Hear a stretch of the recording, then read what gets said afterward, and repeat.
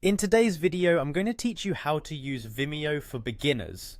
Whether you're new to video sharing or just exploring Vimeo as an alternative to other platforms, these simple steps will guide you through the basics.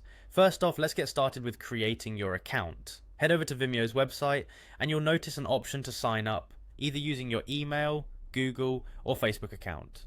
It's a straightforward process. Just fill in the necessary details and you're all set. Vimeo offers a range of plans including free, plus, pro, or business. If you're just getting started, the basic free plan should suffice. Once you've got your account ready, it's exciting to dive into uploading your very first video. Look towards the top right corner of the site and you'll see the upload button. Clicking it will prompt you to select a video file from your computer. After you've chosen your video, take a moment to enhance it by adding a title, a description, and some tags that will help others find your video. Thinking about what words best describe your video can really make a difference in visibility.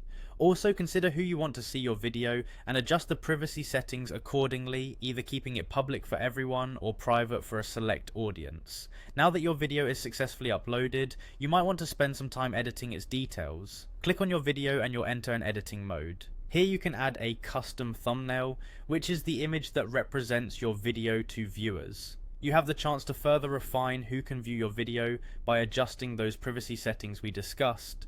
It's a crucial step because it determines how wide or selective your audience can be. Once you are satisfied with your video's details, it's time to share your creation with the world.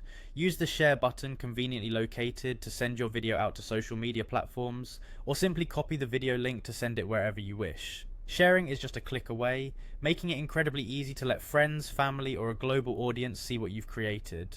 As you continue to create and share more videos, you'll likely want to track how they're performing.